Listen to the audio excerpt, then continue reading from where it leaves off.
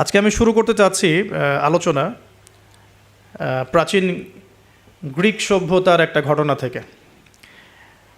সত্যিকার অর্থে গ্রিকদের অনেক বড় হিস্ট্রি আছে। আমরা যারা হিস্ট্রির স্টুডেন্ট আছি এখানে, আমরা এটা জানি খুব ভালো করে যে গ্রিকদের কিন্তু একটা প্রাচীন হিস্ট্রি আছে। তো গ্রিকদের সাথে ক্রিশ্চান রিলিজন মানে ক্রিশ্চানিজম যেটা আমরা বলি, এর একটা সম্পর্ক আছে। নবী ঈসা আলাইহিস সালামের যুগে ঈসা আলাইহিস সালামের কিছু হাওয়ারি ছিল। হাওয়ারি মানে হচ্ছে সাহাবি, মানে রাসূল সাল্লাল্লাহু আলাইহি ওয়াসাল্লামের ক্ষেত্রে আমরা বলি সাহাবি, ঈসা আলাইহিস সালামের ক্ষেত্রে আমরা বলছি হাওয়ারি। তো ঈসা আলাইহিস সালাম এর যে কাছের হাওয়ারি বা অনুসারী ছিলেন, তাদের মধ্যে দুজনকে তিনি প্রাচীন বলতে বোঝাচ্ছি তৎকালীন সময়কার গ্রিকের একটা ছোট্ট নগরী ছিল। নগরীটার নাম আন্তাকিয়া। নগরীর নাম হচ্ছে আন্তাকিয়া। এটা কিন্তু এখন সিরিয়ার মধ্যে পড়েছে। আমি কালকে ম্যাপ ঘাটাঘাটি করে দেখেছিলাম, এটা সিরিয়ার মধ্যে পড়েছে আর কি, এখনকার সিরিয়ার মধ্যে। তো এই সিরিয়ার সাথে গ্রিকদের, রোমানদের এবং খ্রিস্টানিজমের একটা সম্পর্ক আছে।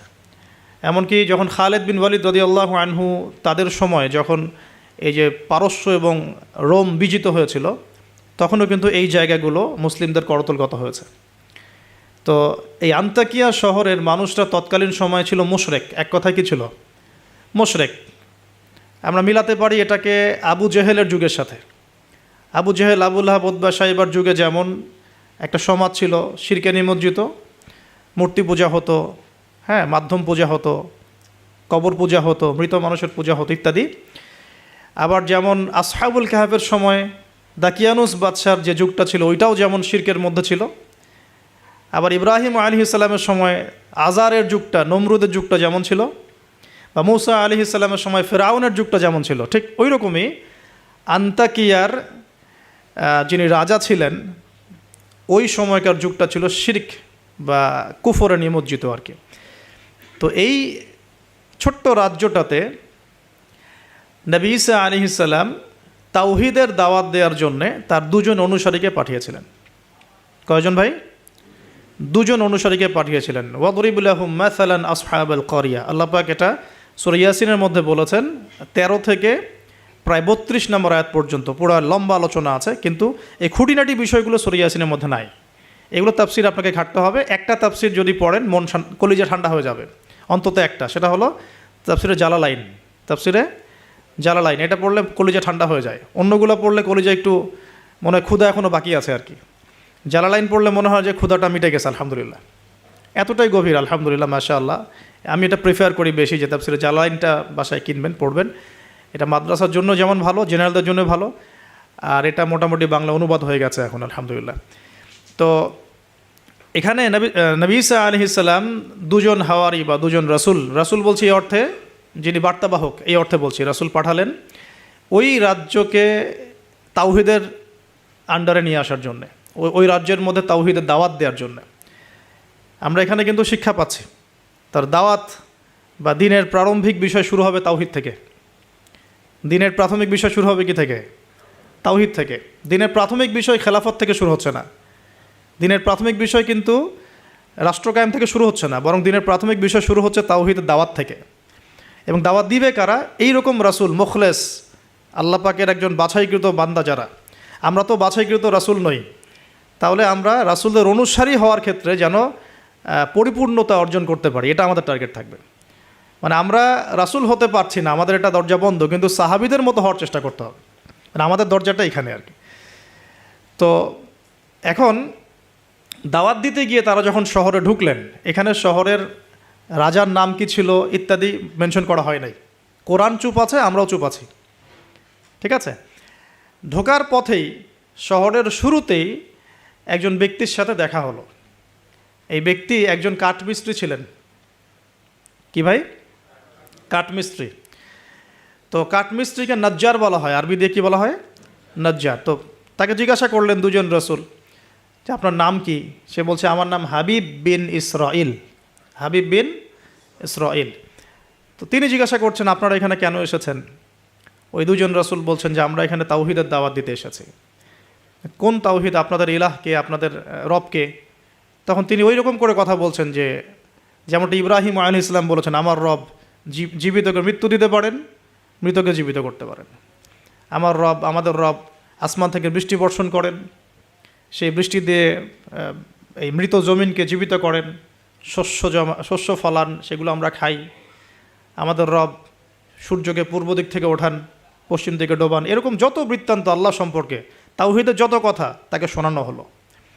তো সে ব্যক্তি একটা প্রশ্ন করে বসলো যে তাহলে কি আমাকে কোনো মোজেজা দেখাতে পারবেন কি না? আপনি যে একত্ববাদের কথা বলছেন, এক আল্লাহর কথা বলছেন, কোনো মোজেজা দেখাতে পারবেন কি না? এখন মনে করেন তো দেখি যে ঈসা আলাইহিস সালামের যুগের মোজেজা কী ছিল। এক এক যুগের মোজেজা কিন্তু এক একটা। মোজেজা বোঝেন কি না? অলৌকিকত্ব, যেটা নবীগণের মাধ্যমে প্রকাশ পায়, এটা আল্লাহর ক্ষমতা, এটা নবীদের ক্ষমতা নয়, কিন্তু আল্লাহ পাকের ক্ষমতা, নবীদের মাধ্যমে আল্লাহ প্রকাশ করান। আল্লাহ পাক এই জামানাতেও আল্লাহ পাকের ওলিদের মাধ্যমে ক্ষমতা প্রকাশ করাতে পারেন। আল্লাহ পাক এখনও ক্যাপেবল এটার জন্যে। তো সেরকম মানুষ হতে হবে আগে, সেরকম মানুষ তো হতে হবে। অনেক আল্লাহর বান্দা আছেন, দেখবেন আপনার জন্য দোয়া করছে, আপনার সমস্যা দূর হয়ে গেছে, হয়নি? এমন হয়। তো আল্লাহ পাক, এটা তার ক্ষমতা না, ক্ষমতা কার? আল্লাহ পাকের। এখন ওই সময়কার মোজেজা ছিল কিন্তু কুষ্ঠ রোগীকে ভালো করে দেয়া, মনে আছে?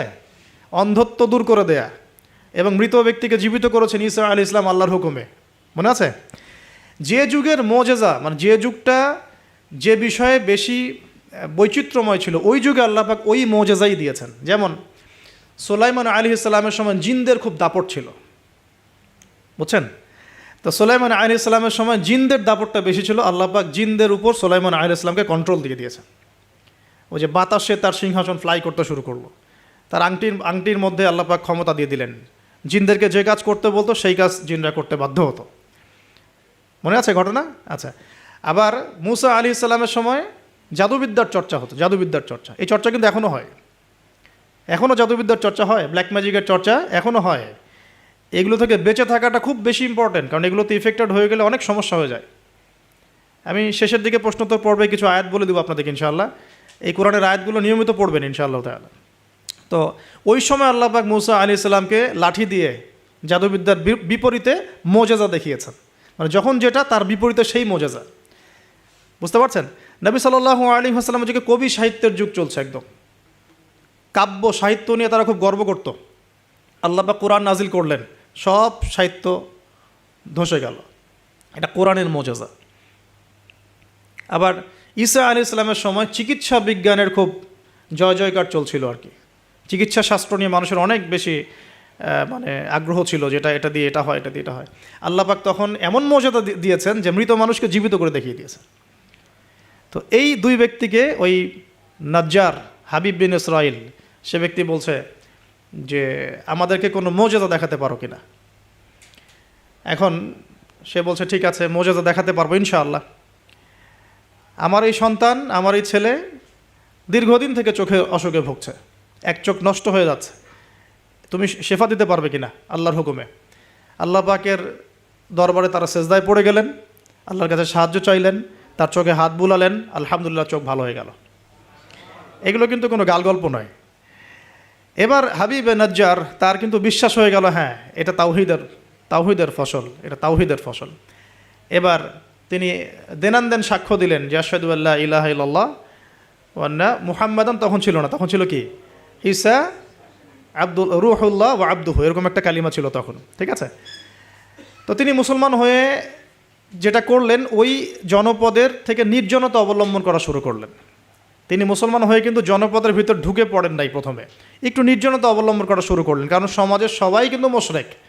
এখন ওখানে যদি আপনি সরাসরি ঢুকে যান, ঢুকায় আপনি এখন যদি জোরে জোরে তাকবীর দেওয়া শুরু করেন, তাহলে তো রিমান্ড হবে আর কি। তো তিনি নিজেকে একটু সেফ করে একা একা ইবাদত করা শুরু করলেন। এখানে আমাদের শিক্ষা আছে কিন্তু। আমি এই হাবিবে নাজ্জারের ঘটনা, ওই তৎকালীন সময়কার ওই আন্তাকিয়া শহরের শিরক, এগুলোর সাথে আপনি বর্তমান বিশ্বকে মেলাতে পারবেন। এখনকার বিশ্বের অবস্থাও কিন্তু মোটামুটি এরকমই। অনেক আলোচনা আমি আগে করেছি বিগত লেকচারগুলোতে, যে এই ওয়ার্ল্ডের প্রতিটা ডিপার্টমেন্টেই শিরক আছে, একদম এডুকেশন থেকে শুরু করে, শিক্ষা থেকে শুরু করে পলিটিক্স পর্যন্ত সবখানেই শিরক আছে। কোনো জায়গায় শিরক বাদ নাই। ইকোনমিক্সেও শিরক আছে, সামাজিক কালচারে শিরক আছে, আমাদের চিন্তা দর্শনে শিরক আছে, আমাদের মিডিয়ার মধ্যে শিরক আছে, আমাদের বুদ্ধিজীবীদের মধ্যে শিরক আছে, আমাদের রাজনীতিবিদদের মধ্যে শিরক আছে, আমাদের ধর্ম নেতাদের মধ্যেও শিরক আছে কোনো কোনো জায়গায়, আছে না? আছে। যদি আপনি ভালো করে খিজরের মতো দেখতে শেখেন আপনি বুঝতে পারবেন এই ওয়ার্ল্ডটা শিরকের আন্ডারে আছে। তো এটা বাস্তব, সামনে মানুষ দেখবে এগুলো।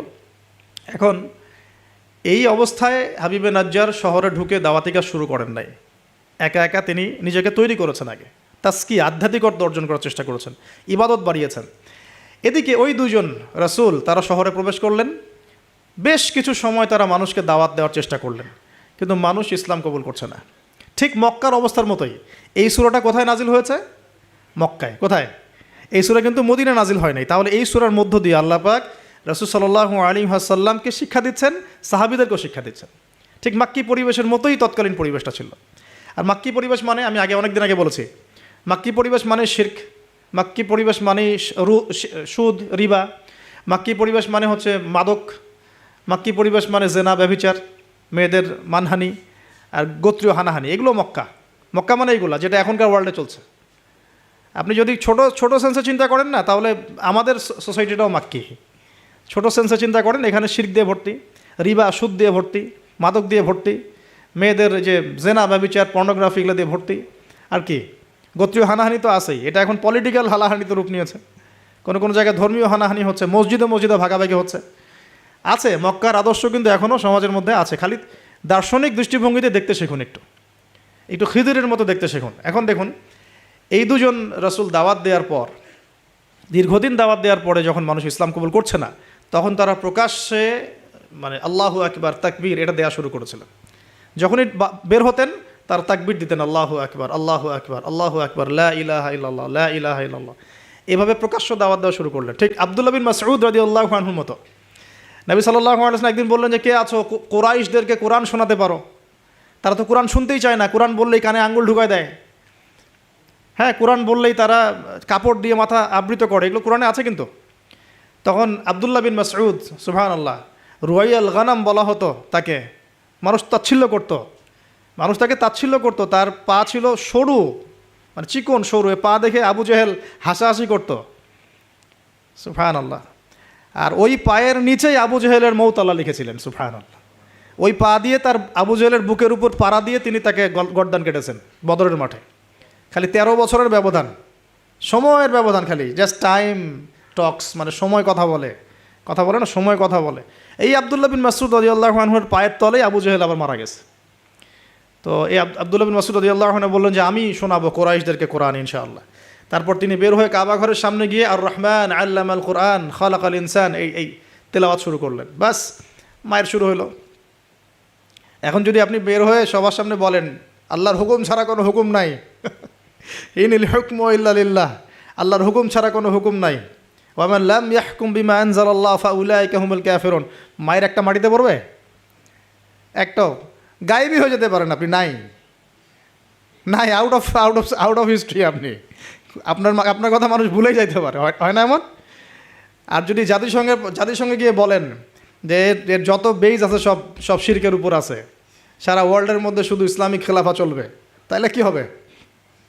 তো এই অবস্থা হয়েছে আব্দুল্লাহ বিন মাসউদ রাদিয়াল্লাহু আনহুর। বেচারা মক্কায় গিয়ে কাবা ঘরের সামনে গিয়ে বলছে, লা ইলাহা ইল্লাল্লাহ, আল্লাহ ছাড়া কোনো মাবুদ নাই, আর রহমান আল্লামাল কোরআন খালাকাল ইনসান আল্লামাহুল বায়ান, হ্যাঁ, ফাবিআইয়ি আলাই রাব্বিকুমা তুকাযযিবান। বাস, আবু জেহেল, আবু লাহাব, উতবা, সাইবা সবগুলো মেরে মারা শুরু করেছে। তাহলে শিক্ষা হচ্ছে এগুলো সুন্নত। শিক্ষাটা কি? দিনের পথে যদি সত্যিকার কেউ ইফোর্ট দেয়, তাহলে এই জিনিসগুলো তার ভাগ্যে আসবে। এই নির্যাতন, নিপীড়ন বা অপদস্থতা তার ভাগ্যে আসবে। যাদের ভাগ্যে আসছে না, 100% বলতে পারবো যে সেটা সঠিক পথ নয়, 100%।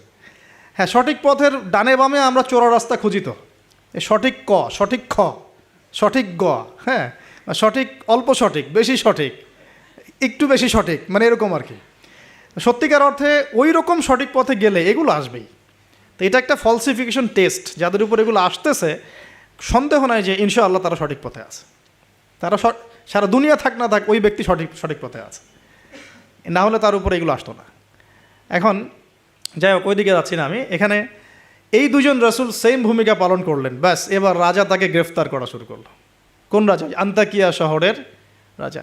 রাজা কিন্তু খ্রিস্টান ধর্মাবলম্বী ছিলেন, সরি, রাজা খ্রিস্টান ধর্মাবলম্বী ছিলেন না। খ্রিস্টান ধর্মাবলম্বী হওয়ার জন্য ঈসা আলাইহিস সালাম তাকে দাওয়াত দিচ্ছেন আর কি, এই দুজন রাসূলের মাধ্যমে। তো রাজা তখন এই দুজন ব্যক্তিকে ধরে রেখে দিল।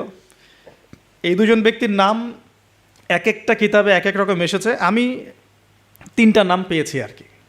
একটা হচ্ছে, প্রথম ব্যক্তির নাম ছিল ইউহান্না, হ্যাঁ। দ্বিতীয় ব্যক্তির নাম ছিল রাসূল, কিন্তু তারা মানে কার রাসূল? ঈসা আলাইহিস সালামের প্রেরিত দূত, এই দূত অর্থে বলছে রাসূল। একজনের নাম ছিল বাউলাস, একজনের নাম হচ্ছে ইউহান্না, একজনের নাম কি ছিল? বাউলাস। আর অন্য একটা বর্ণনা আসছে যে একজনের নাম ছিল সাদেক, আর একজনের নাম ছিল মাসদুক। একজনের নাম সাদেক, একজনের নাম মাসদুক। আচ্ছা, এই দুজন এখন গ্রেফতার। তো এবার তাদেরকে রেখে দেওয়া হয়েছে। ঈসা আলাইহিস সালাম আরও একজন ব্যক্তিকে তাদের সাহায্যের জন্য পাঠালেন।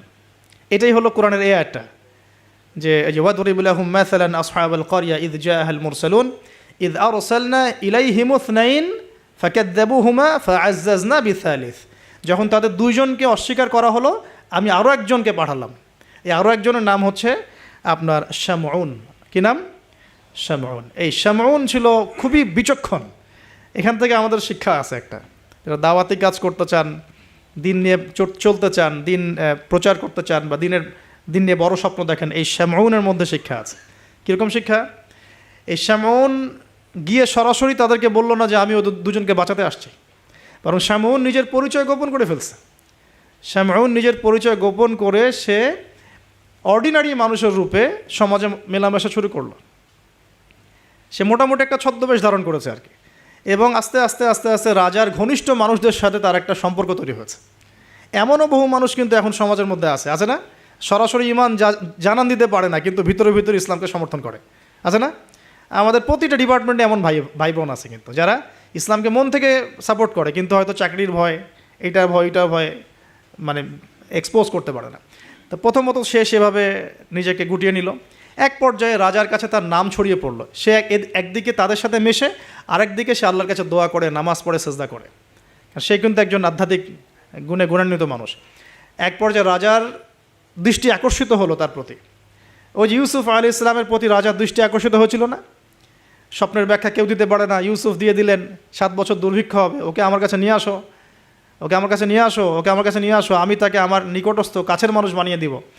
তো রাজা বা শাসক যদি সৎ হন, মনের মধ্যে যদি সততা থাকে না, তিনি খুঁজে বের করতে পারবেন কার দ্বারা আসলে জাতির খেদমত হওয়া সম্ভব। এটা দায়িত্ব তাদের, খুঁজে বের করা যে কোন কোন মানুষদেরকে কাছে নিয়ে আসলে দেশের বা জাতির খেদমত হবে। এই সৎ সাহস তো সবাই দেখাতে পারে না এখন এই ব্যক্তি, এই রাজা মোটামুটি এদিক থেকে বিচক্ষণ ছিল। সে এই শামউনকে কাছাকাছি নিয়ে আসলো, নিয়ে এসে বলল যে তোমার সব কথাবার্তা আমার কাছে খুব ভালো মনে হয়, তোমার জ্ঞানতাত্ত্বিক কথাবার্তাগুলো তুমি বলো, এগুলো খুব ভালো মনে হয়, তো তুমি আমার কি উপকার করতে পারো? তো শামউন বলছে যে আমি শুনেছি যে আপনার জেলখানায় 2জন ব্যক্তি আছে। কোন 2জন? আগে দুজন গ্রেপ্তার। তো তাদের ব্যাপারে আপনার কি মন্তব্য?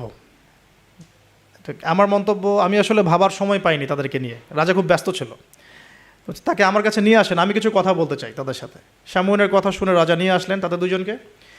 এবার শামউন কৌশলে এই 2 ব্যক্তির মাধ্যমে রাজাকে দাওয়াত দিচ্ছে। শামউন এদেরকে বলছে যে তোমরা কোন আল্লাহর ইবাদত করো, কোন আল্লাহর কথা বলছো, আমাদের এখানে তো এমন কোনো আল্লাহ নাই। তখন তারা আবার ব্যাখ্যা দিচ্ছে, আমরা সেই আল্লাহর কথা বলি যে আল্লাহ ছাড়া কোনো ইলাহ নাই, যিনি আসমান থেকে বৃষ্টি বর্ষণ করেন, যিনি মৃতকে জীবিত করেন, ইত্যাদি ইত্যাদি। তাওহীদের সব কথা তারা বলা শুরু করলেন, এবং রাজা কিন্তু শুনছে। শোনার মাধ্যমকে শামউন নিজে। তাহলে এখানে আমাদের শিক্ষা আছে না? তা আপনারা একটু ইসলামের পথে আসলেই সমাজ থেকে ডিসকানেক্টেড হতে চান কেন? সমাজের মধ্যেই থাকতে হবে, সমাজের মধ্যে থেকেই আপনি সমাজের ভিতর ইসলাম ছড়িয়ে দিবেন ইনশাআল্লাহ। ঠিক আছে? ইনশাআল্লাহ একদিন সমাজ পরিবর্তন হবে। আমরা যদি সমাজ থেকে ডিসকানেক্টেড হয়ে যাই তাহলে তো সমাজ নষ্ট হয়ে যাবে। তো দেখুন, অনেক যুবক ছেলে আমাদেরকে বলে, ভাইয়া নামাজ পড়তাম না, এখন নামাজ পড়ি, এখন বিসিএস পরীক্ষা দিব না ভাবছি। কেন দিবেন না? ওর সাথে কী সম্পর্ক, ওর সাথে কী শত্রুতা? আপনি আরও বড় বড় পোস্টে যান, মানুষকে তাওহীদের দাওয়াত দেন, তাওহীদ প্রতিষ্ঠার চেষ্টা করেন, আল্লাহ হেফাজত করুন, আল্লাহ তৌফিক দান করুন। এখন এই শামউনের থ্রু দিয়ে এই 2 ব্যক্তি রাজাকে দাওয়াত দিলেন, মাশাআল্লাহ। এবার রাজা জিজ্ঞাসা করছে যে কোনো মোজেজা আছে নাকি, কোনো অলৌকিকত্ব দেখাতে পারবে? আমরা যে আল্লাহর ইবাদত করি, মাঝে মাঝে কিন্তু জিনের উপাসনা করলে কিছু অলৌকিকত্ব দেখা যায়, মানে অলৌকিকত্ব না, মানে ভেলকিবাজি দেখানো যায় আর কি। দেখবেন জিনতাত্ত্বিক যারা চর্চা করে, দেখবেন ভেলকি দেখায় মানুষকে। আপনি কোনো কবিরাজের কাছে গিয়েছেন, আপনাকে বলে দিবে যে 2 বছর আগে তুই এটা করছিলি না, এরকম কিন্তু বলে দেবে। আপনাকে ধাক্কা লাগলো যে হ্যাঁ তাই তো, আমার তেমন হয়েছে। আসলে ও যে জিনের উপাসনা করে, ওই জিন আপনার যে কারিন আছে এর সাথে কানেকশন ফিক্স করে আর কি। কারণ আপনার জিন ফিউচার জানে না, কিন্তু আপনার জিন তো আপনার হিস্ট্রি জানে। আপনার জিন আপনার হিস্ট্রি জানে। তো তখন আপনার কাছে মনে হলো হ্যাঁ তাই তো, আমি তো অমুক দিন অমুক মেয়ের জন্য দাঁড়াইছিলাম ওইখানে। হ্যাঁ আচ্ছা ঠিক আছে। এখন সে বলল যে হ্যাঁ আমরা মৌজাদা দেখাবো ইনশাল্লাহ। কি মৌজাদা? 7 দিন আগে একটা বাচ্চা ওই রাজ দরবারে মারা গেছে। কয়দিন আগে? দাফন হয়নি এখনও, 7 দিন আগে মারা গেছে, লাশ সংস্কার হয়নি, লাশের অবস্থাও ভালো না। এখন এই 2 ব্যক্তি আল্লাহর কাছে দোয়া করলেন, আল্লাহ আজকে যদি তুমি মৌজাদা আমাদের হাত দিয়ে আমাদের মাধ্যমে দেখাও, ইনশাআল্লাহ এরা তাওহীদের উপর চলে আসবে। তো আল্লাহ রাব্বুল আলামিন মুআজিজা দেখালেন, ওই 7 দিনের মৃত বাচ্চা জীবিত হয়ে উঠল। এবার জীবিত হয়ে সে বলে উঠল যে আমি আসমানে দেখেছি, এই বাচ্চা বলছে এবার, আমি আসমানে দেখেছি একজন সুন্দর, মানে চুলের বর্ণনা দেওয়া হয়েছে যে আমরা যেটাকে সিল্কি চুল বলি আর কি, লম্বা কাত পর্যন্ত সিল্কি চুলওয়ালা একজন মানুষ, একজন ব্যক্তি 3 জনের জন্যে আল্লাহর কাছে দোয়া করছে। কয়জনের জন্যে? তার মানে সে মেবি ঈসা আলাইহিস সালামের দিদার পেয়েছে, মেবি, আল্লাহ ভালো জানেন, এটা বারজাক। এখন রাজা এবার হকচকিয়ে গেল, 3 জনকে কে? আমরা তো 2 জন জানি, 3 জনকে? তখন ওই ব্যক্তি বলছে শামউন একজন, এই ব্যক্তি একজন। তখন শামউন দেখলেন যে রাজার এর উপর বেশ প্রতিক্রিয়া সৃষ্টি হয়েছে কথার উপরে। তখন শামউন আরও বড় চাপ দিল এই 2 জনকে যে না, তোমাদের এটা হয়তো কোনো জাদু হতে পারে। শামউন, তোমাদের কোনো জাদু হতে পারে, আমাদের এই রাজার এক মেয়ে মারা গেছেন, তোমরা পারলে তাকে জীবিত করে দেখাও দেখি। এবার তারা 2জন আবার সেজদায় পড়ে গেলেন, আল্লাহর কাছে দোয়া করলেন। আল্লাহ রাব্বুল আলামিন ওই রাজার দীর্ঘদিন আগে মৃত্যুবরণকারী একজন মেয়ে, তাকে কবর থেকে জীবিত করে তুলে দিলেন ইনশাআল্লাহ। এই মেয়ে একই কথা বলছে যে আমরা দেখেছি এই 3 জনের জন্য একজন ব্যক্তি আল্লাহর কাছে দোয়া করছে। এবার মাশাআল্লাহ মুআজিজা প্রকাশ পেয়ে গেল। কিন্তু এই মুআজিজা প্রকাশ পাওয়ার পরেও আপনারা তো জানেন যে ফেরাউনের সামনে কতগুলো মুআজিজা দেখানো হয়েছে? 9টা। কয়টা? 9টা। একবারে 9টা না, কিন্তু ব্যাক টু ব্যাক বছর বছর 9টা। তারপরে কি ফেরাউন ঈমান আনছে? আবু জেহেলের সামনে কতগুলো মুআজিজা আসছে, সে কি ঈমান আনছে? যার সামনে কি ইব্রাহিম আলাইহিস সালামের মতো মানুষ থাকা সত্ত্বেও সে কি ঈমান আনছে?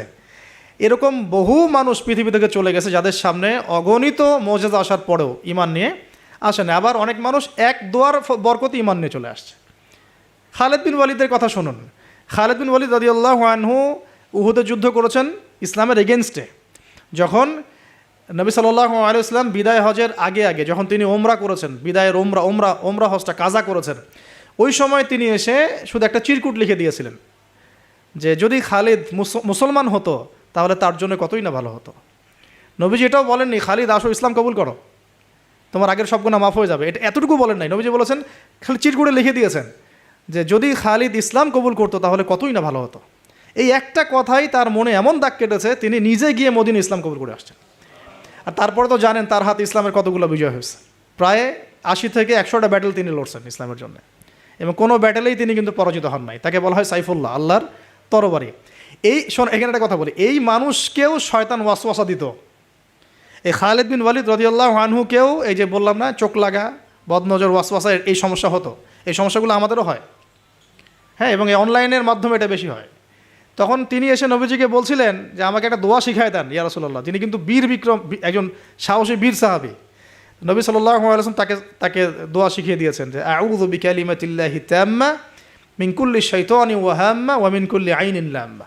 একটা জায়গা আছে আউযু বিকালিমাতিল্লাহি তাম্মাতি মিন গদাবিহি ওয়া ইকাবিহি ওয়া শাররি ইবাদিহি ওয়া মিন হামাজাতি শায়াতিন ওয়া আন ইয়াহদুরুন। তো দেখেন কোথা থেকে কোথায় আসলাম। এখন মুআজিজা দেখার পরেও তো বহু রাষ্ট্রপ্রধান ইসলাম কবুল করেছে। এখনও তো আপনার সামনে আমার সামনে মুআজিজা পড়ে আছে। কি মুআজিজা? কোরআন। কেউ কোরআন নিয়ে একটা ভুল প্রমাণ করুক, একটা বিধান প্রমাণ করুক যে মানবতা বিরোধী, বা এটা এই যুগে চলে না, ওই যুগে চলতো, এর মধ্যে এক জাররা পরিমাণ ভুল কেউ বের করতে পারে কিনা দেখুক। তারপরেও তো মানুষ কোরআন মেনে চলছে না। ব্যাপারটা এরকম হচ্ছে না? এখন রাজার সামনে অনেকগুলো মুআজিজা দেখানো হয়েছে ঠিকই, কিন্তু রাজা তাদেরকে কবুল করে নাই। ফিনিশিং হলো এটা। এবার এই 3 জনকে শাস্তি দেওয়া হবে। শামউনের আসল রূপ তো প্রকাশ পেয়ে গেছে। এবার শামউনের কি আসল রূপ প্রকাশ পেয়ে গেছে। এবার তিনজনকে শাস্তি দেওয়ার প্ল্যান করা হয়েছে। তখন তারা আল্লাহর কাছে দোয়া করলেন যে আল্লাহ আমাদেরকে এই জালেমের জুলুম থেকে আল্লাহ হেফাজত করো। তো তাদেরকে আটকে রাখা হয়েছে, পাথর নিক্ষেপ করে হত্যা করা হবে, এটা হচ্ছে রায় ওদের। ওই সময়কার রায়গুলো এমন ছিল, রজম করে হত্যা করা হবে, বা বড় বড় কিছু গাভী ছিল ওদের, সোনার দিয়ে তৈরি বা পিতল দিয়ে তৈরি, এর ভিতরে মানুষকে ঢুকিয়ে নিজ দিয়ে আগুন জ্বালিয়ে দেওয়া হতো। চিন্তা করতে পারেন। তারপরে শুলদণ্ড ছিল, পিছনের রাস্তা দিয়ে লোহা আছে না, পেঁচানো লোহা বাকিয়ে ঢুকিয়ে মাথার মগজ দিয়ে বের করে দেওয়া হতো। এগুলো ছিল শুলদণ্ড। একজন সাহাবী খুবাইব রাদিয়াল্লাহু আনহুকে এইভাবে দণ্ড দিয়ে হত্যা করা হয়েছে, নাউযুবিল্লাহ। সুবহানাল্লাহ। আল্লাহ পাক তাকে জান্নাতের শীর্ষ মর্যাদা দান করুন, দোয়া করি। তো এবং তিনি ওই যে বলেছিলেন ইন্তেকালের আগে, লাস্তু উবালি হিনা উকতালু মুসলিমান আলা আই জামবিন কানা লিল্লাহি মাসরুই। ওনাকে বলা হচ্ছিল যে তোমার জায়গায় মুহাম্মদ সাল্লাল্লাহু আলাইহি সাল্লামের যদি নখ কেটে ফেলি তুমি কি মুক্তি নিবা?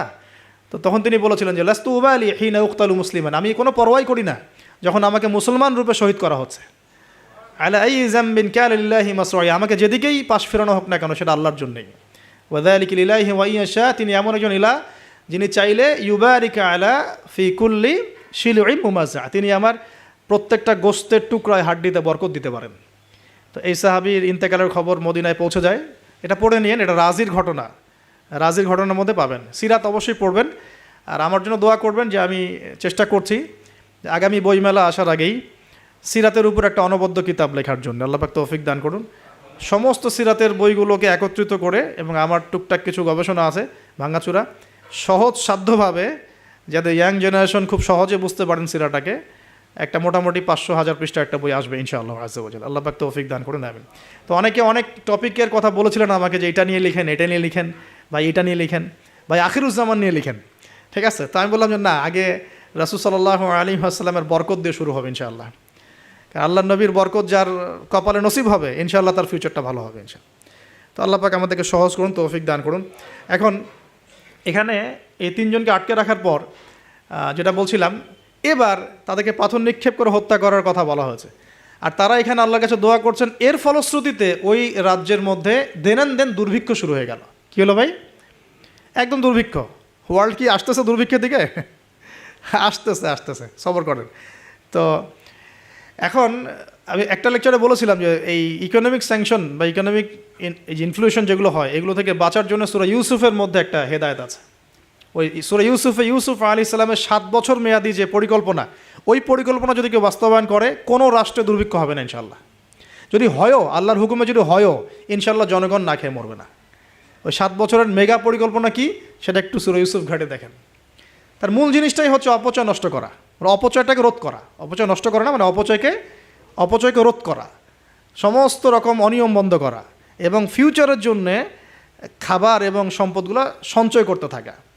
যেমন আমরা কিন্তু অনেক অপচয় করি, খাবার নষ্ট করি, গ্যাস নষ্ট করি, তেল নষ্ট করি, নষ্ট করি, কিন্তু আবার প্রয়োজনের চেয়ে বেশি ব্যবহার করি। আবার দেখা যায় যে অনেক প্রকল্প হাতে নিচ্ছি কিন্তু পুরোপুরি বাস্তবায়িত হচ্ছে না, দুর্নীতি হচ্ছে, ইত্যাদি ইত্যাদি। এগুলোকে যদি বন্ধ করা যায়, আপনি ইন ফিউচার একটা জাতির ইকোনমিক বিষয়টা সাস্টেইন করতে পারবেন ইনশাআল্লাহ। তো আমি ইকোনমিক্স নিয়ে অন্য একদিন ইনশাআল্লাহ কোনো একটা সেমিনার করবো ইনশাআল্লাহ তাআলা। আজকে বলছি এতটুকু যে ইউসুফ আলাইহিস সালামের অর্থনৈতিক যে মেগা পরিকল্পনা 7 বছর, এটা যে নিতে পারবে, যে সমাজ, যে রাষ্ট্র গেইন করবে ইনশাআল্লাহ, সাকসেস। তো এই জিনিসগুলো আমাদের ঊর্ধ্বতন কর্তৃপক্ষ থেকে বোঝানো উচিত, দাওয়াতটা পৌঁছানো উচিত। হয়তো বা তারা জানেন না, এমন হতে পারে যে তাদেরকে যুগের সাথে তাল মিলিয়ে কেউ বোঝাতে পারেনি এখন পর্যন্ত, এমন হতে পারে। এই জন্য আমরা সবার প্রতি আমভাবে দাওয়াতের নসিহত করব, কারোর প্রতি আমরা কোনো শত্রুতা পোষণ করতে যাব না। কারণ আমাদের সমাজের মানুষগুলো কিন্তু আমাদেরই ভাই, আমাদেরই বোন, আমরাই। তো হয়তো কেউ হেদায়েত পেয়েছে, কেউ পায় নাই, কেউ বুঝে আসছে, কেউ আসে নাই, ইত্যাদি। এখন এই মানুষগুলো দোয়া করছেন তিনজন, এইভাবে বলছি, ইউহান্না, বাউলাস এবং শামউন, হ্যাঁ, অথবা অন্য বর্ণনা আসছে সাদেক, মাসদুক এবং শামউন। তারা দোয়া করছেন, এদিকে দুর্ভিক্ষ চলছে। এখন জনগণ তাকে বলা শুরু করলো যে ইন্না তাতায়্যারনা বিকুম, তোমাদেরকে আমরা এখন অশুভ মনে করা শুরু করেছি, তোমাদেরকে আমরা অশুভ, অলক্ষণ মনে করছি। সূরা ইয়াসিন পড়ে দেখেন, আমরা তোমাদেরকে অলক্ষ্য বলি না, কুলক্ষণ, অলক্ষণে, এরকম কথা বলি না, তোমাদেরকে আমরা এখন অলক্ষণে মনে করছি।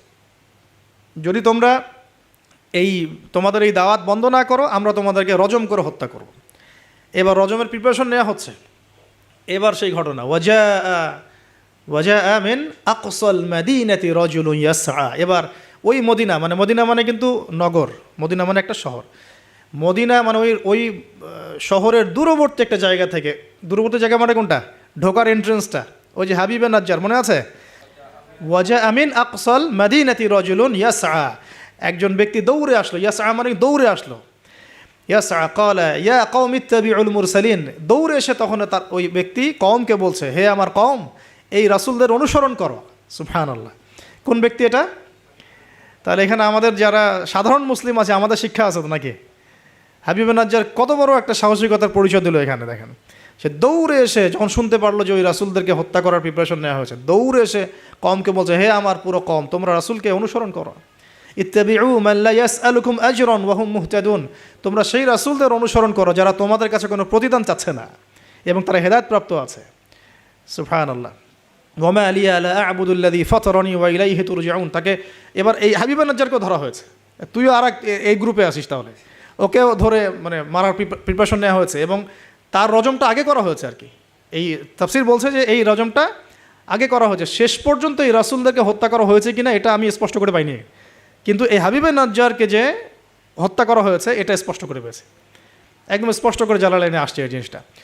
এখন এই তাকে ধরা হলো, তুইও তাদের গ্রুপের মধ্যে একজন, তো সে বলছে, ওয়া মা লিয়া লা আ'বুদু আল্লাযী ফাতারানি ওয়া ইলাইহি তুরজাউন, আমি কেন আল্লাহর ইবাদত করব না? তার অ্যান্সারটা এরকম, আমি কেন আল্লাহর ইবাদত করব না যে আল্লাহ আমাকে এভাবে সৃষ্টি করেছেন এবং তার কাছে আমাকে ফিরে যেতে হবে? কোন লজিকে আমি তার ইবাদত করব না? মানে তাওহীদের যত রকম সংজ্ঞা তিনি শেখালেন, বললেন, বোঝালেন, মানুষ বুঝতে চাইল না। এবার তাকে রজম করা হচ্ছে এবং সুবহানাল্লাহ, ওয়া মা লিয়া লা আ'বুদু আল্লাযী ফাতারানি ওয়া ইলাইহি তুরজাউন আ'তাখিযু মিন দুনিহি আলিহা ইন ইউরিদনি আর-রাহমানু বিদুররিন লা তুগনি আন্নী শাফাআতুহুম শাইআ ওয়া লা ইউনকিযুন ইন্নী ইযাল লাফি দালালিম মুবিন। তিনি বলছেন যে আল্লাহ আমাকে সৃষ্টি করেছেন সে আল্লাহর আমি ইবাদত না করে আমি কার ইবাদত করব? আল্লাহ রাব্বুল আলামিন যদি আমাকে কোনো কল্যাণ করতে চান কেউ ঠেকাতে পারবে না, আল্লাহ পাক যদি কোনো অকল্যাণ করতে চান কেউ আমাকে বাঁচাতে পারবে না। আর আমি যদি এই তাওহীদ জানার পরেও শিরকে যাই তাহলে আমি স্পষ্ট বিভ্রান্তির মধ্যে থাকব। তার লজিকগুলো কত চমৎকার। এবার তাকে হত্যা করা হচ্ছে আর কি। হ্যাঁ, সুবহানাল্লাহ। ইন্নী ইযাল লাফি দালালিম মুবিন ইন্নী আমানতু বিরাব্বিকুম ফাসমাউন। সে বলছে, ইন্নী আমানতু বিরাব্বিকুম ফাসমাউন, তোমরা আমাকে হত্যা করছো কিন্তু জেনে রাখো যে আমি, তোমরা শুনে রাখো, জেনে রাখো না, ফাসমাউন তোমরা শুনে রাখো, তোমরা আমাকে হত্যা করছো করো কিন্তু শুনে রাখো যে আমি ঈমান এনেছি আমার রব এবং তোমাদের সবার রবের প্রতি। আমি তোমাদের এইসব তন্ত্রমন্ত্র শিরিক কুফর এসবে বিশ্বাস করি না। এবং এই রজমে যখন তার মৃত্যু হয়ে যায় বলা হচ্ছে যে মৃত্যুর আগেই অথবা মৃত্যুর সময় তাকে আল্লাহ রাব্বুল আলামিন তার জান্নাতের ঘরটা দেখালেন। সুবহানাল্লাহ। এবং তাকে বলা হচ্ছে যে কিলা দুখুলিল জান্নাহ ক্বালা ইয়া লাইতা কওমি ইয়ালামুন। সুবহানাল্লাহ। ক্বালা ইয়া লাইতা কওমি ইয়ালামুন, তখন যে বলছে হায় আমার জনপদ, হায় আমার কওম, যদি তারা জানতো, যদি তারা বুঝতো যে আল্লাহ পাক আমাকে কি পরিমাণ নেয়ামত দিয়েছেন, কোন জান্নাতে আমি আছি, এইটা যদি আমার জনগণ বুঝতো তাহলে সবাই ঈমান নিয়ে আসতো। দেখেন কোরআনে এই ব্যক্তির নাম উল্লেখ করা হয় নাই। ওয়াজা আমিন আকসাল মাদিনাতি রাজুল, মানে দূরবর্তী জায়গা থেকে একজন লোক ছুটে আসছে। কে সেই লোক আল্লাহর কাছে এটা বড় কথা নয়, মানে নামটা কি সেটা বড় কথা নয়, তার আকীদাটা কি, তার আমলটা কি, তার তাওহীদটা কি, এটা সবচেয়ে বড় কথা। তো এখন এই হাবিবে নাজ্জারের এই শাহাদাত হয়ে গেল এবং আন্তাকিয়াবাসীর উপরে এবার কি হলো আল্লাহ পাক সেটাও বলছেন। তাওহীদের স্পষ্ট দাওয়াত পাওয়ার পর যখন তারা স্বীকার করলো না, তারা আবু জেহেলের মতো আচরণ করলো, আবু লাহাবের মতো আচরণ করলো, উতবা সাহেবার মতো আচরণ করলো, ওই ফেরাউন নমরুদ তাদের মতো আচরণ করলো। হিস্ট্রি কিন্তু একই, সব একই জনপদে ঘুরছে গেলে। এই মুশরিকদের মতো আচরণ যখন অব্যাহত থাকলো, আল্লাহ পাক বলছেন যে আমি তাদের উপরে কোনো বড় সেনাবাহিনী পাঠাই নাই, আমি তাদের উপরে কোনো বড় সেনাবাহিনী পাঠাই নাই, কোনো বাহিনী নাজিলও করি নাই, শুধু ছিল এটা সয়হাতান ওয়াহিদা, একটা মাত্র বড় বিকট চিৎকার। ইন কানাত ইল্লা সয়হাতান ওয়াহিদা, শুধুমাত্র একটা বজ্রনিনাদ, প্রচণ্ড শব্দে আল্লাহ পাক পুরো কওমকে ধ্বংস করে রেখে দিলেন একশেষ। এই কওমে কতজন মানুষ ছিল? হয়তো বা 1 লাখ, 2 লাখ, 3 লাখ, 4 লাখ, 5 লাখ, 10 লাখ, আল্লাহ ভালো জানেন। এর মধ্যে 4 জন ব্যক্তির নাম আমরা পাচ্ছি তাওহীদপন্থী। ওই 4 জন ব্যক্তিকে কেন্দ্র করে ইয়াসিন আয়াত নাজিল হয়েছে। রাসূল সাল্লাল্লাহু আলাইহি ওয়াসাল্লাম মক্কায় হয়তো হাজার হাজার মানুষ ছিল, কিন্তু আমরা আবু বকর, ওসমান, ওমর, আলীর নাম মনে রাখছি। আসহাবুল কাহাফের মধ্যে হয়তো হাজার হাজার লাখ লাখ মানুষ ছিল, কিন্তু আমরা ওই 7 জন বা 9 জন যুবকের কথা মনে রাখছে। খেয়াল করে দেখেন, ইব্রাহিম আলাইহিস সালামের সময় হয়তো লাখ লাখ মানুষ ছিল সমাজের মধ্যে, কিন্তু আমরা মনে রাখি ইব্রাহিম আলাইহিস সালাম, লূত আলাইহিস সালামের কথা, বিবি সারা আলাইহিস সালামের কথা, হাজরা আলাইহিস সালামের কথা, এই কয়জন মানুষের কথা, ইসমাইল, ইসহাক। এরকম প্রত্যেক যুগে যুগে আপনি দেখবেন যে তাওহীদপন্থী মানুষের সংখ্যা কিন্তু কম, এবং আল্লাহ পাকের অনুগত বান্দাদের সংখ্যা খুব কম। এই ঘটনাটা আল্লাহ রাব্বুল আলামিন এই আন্তাকিয়াবাসীর এই ঘটনাটাকে সূরা ইয়াসিনের এই 13 থেকে প্রায় 32 নম্বর আয়াত পর্যন্ত পুরোটা নিয়ে আসছেন। এবং এর মধ্য দিয়ে আল্লাহ রাব্বুল আলামিন আমাদেরকে যে মেসেজগুলো দিতে যাচ্ছেন সেটা হলো, যে পয়েন্ট আকারে ফাইন্ড আউট করি। দেখুন, ফার্স্ট অফ অল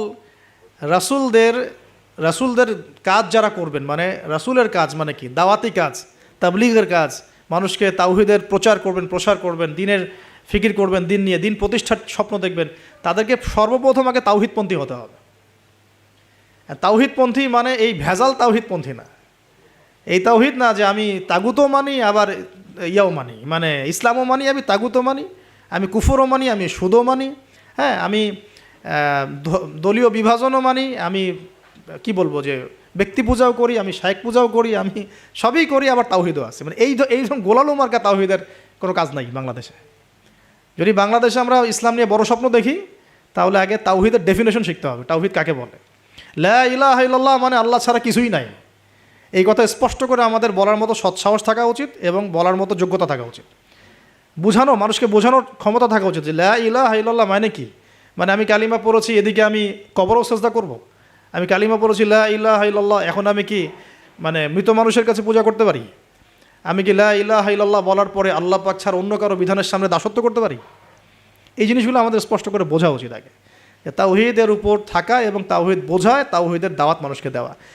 আপনারা কিতাবুত তাওহীদ, শিরক কি ও কেন, এই টাইপের অনেকগুলো বই পাবেন বাজারে।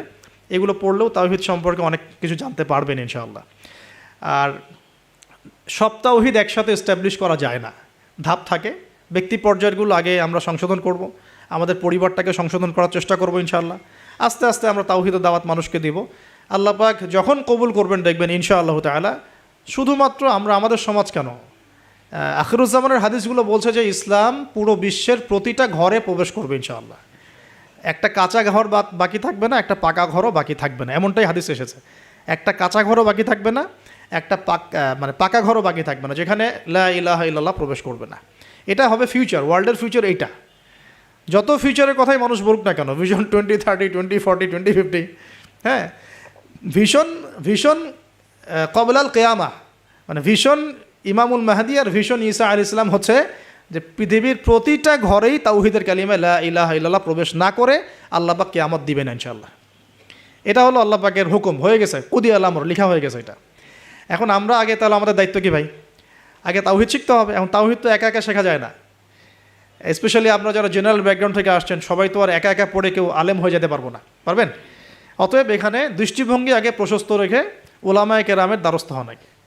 ওলামায়ে কেরামের দ্বারস্থ হওয়ার সময় সাম্প্রদায়িক হয়ে যাবেন না, যে আমি এই আকীদা ফলো করি, এই মানহাজ ফলো করি, এই মাযহাব ফলো করি, বাস ইনাদেরকেই ধরে বসে থাকবো, আর কারো কাছে যাব না।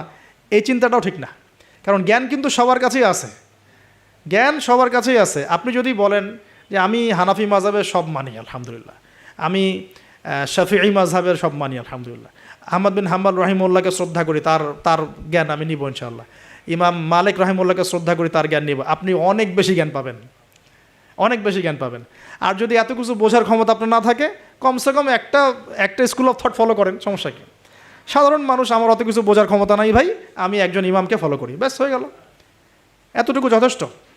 এখন আমাদের প্রথম কাজ হলো তাহলে প্রিয় ভাইয়েরা, তাওহীদ শেখা এবং তাওহীদ শেখার জন্য ওলামায়ে কেরামের দ্বারস্থ হওয়া। আল্লাহ পাক তৌফিক দান করুন। এবং এই জায়গায় আমরা কিন্তু সাম্প্রদায়িক হব না, আমরা সংকীর্ণ চিন্তাভাবনা করব না, আমরা আমাদের চিন্তাভাবনাগুলোকে প্রশস্ত রাখার চেষ্টা করবো। আল্লাহ পাক তৌফিক দান করুন, সকলেই বলে আমিন। সেকেন্ড পয়েন্টটা আমরা ফাইন্ড আউট করতে পারি, দেখুন, দাওয়াত দেওয়ার সময় রাসূলগণ কিন্তু ধনী গরিব ভেদাভেদ করে দাওয়াত দেন। হাবিবে নাজ্জার কী ছিল পেশা? একজন কাঠমিস্ত্রি। আমরা তো রিক্সাওয়ালাকে দাওয়াত দিয়ে গিল্টি ফিল করি, আমাদের প্রেস্টিজ ইস্যু হয়, ওকে দাওয়াত দিব কিসের ইসলামের? হ্যাঁ, তো আমরা সমাজে ছোট বড়, ধনী গরিব, পাপী ফাসেক জালেম মুত্তাকি সব শ্রেণীর মানুষের মধ্যে দাওয়াতি কাজ করবো ইনশাআল্লাহ। আল্লাহ পাক তৌফিক দান করুন, আমিন। এই দাওয়াতি কাজটা হবে দুইভাবে, একটা হচ্ছে অমুসলিমদের মাঝে ইসলামের দাওয়াত, অমুসলিমদের মাঝে তাওহীদের দাওয়াত, ইসলামের দাওয়াত। এখানে তো অমুসলিম সোসাইটি ছিল আন্তাকিয়ায়, তো অমুসলিমদের মাঝে তাওহীদের দাওয়াত এটা বেশি জরুরি বাংলার মাটিতে, কারণ এখন প্রচুর মানুষ দিন দিন কিন্তু অমুসলিম হয়ে যাচ্ছে মুসলিম থেকে, আপনারা জানেন কি না জানি না। যারা পার্বত্য অঞ্চলে, বর্ডার এলাকায়, উত্তরাঞ্চলে বিভিন্ন জায়গায় আমরা তো সফর করি, আমরা তো জানি বিভিন্ন জায়গায় এমনও ঘটনা ঘটেছে যে মানুষ দলে দলে খ্রিস্টান হওয়া শুরু করেছে। দেখুন রাসূল সাল্লাল্লাহু আলাইহি ওয়াসাল্লাম আমাদের মাঝে এখন সশরীরে নাই, তা তিনি কি রেখে গেছেন আমাদের জন্য? এই দিনটাই তো। তা আমরা, আমার পকেটেও তসবিহ দানা আছে, গুনতে সহজ লাগে, আল্লাহুম্মা সাল্লি আলা মুহাম্মদ, আল্লাহুম্মা সাল্লি আলা মুহাম্মদ, এটা গোনা তো সহজ, বসে বসে দরুদ পড়া তো সহজ, কিন্তু রাসূল সাল্লাল্লাহু আলাইহি ওয়াসাল্লামের দিনের হেফাজত করা তো এত সহজ না। তাহলে কোন কাজটা করলে আমরা বড়মুখ করে রাসূলের সামনে দাঁড়াতে পারবো কিয়ামতের দিন? তার দিনের হেফাজত করলে। তো আমরা অমুসলিমদের মধ্যে দাওয়াতি কাজ তো করছিই না, যারা করছে তাদের সংখ্যা খুবই কম।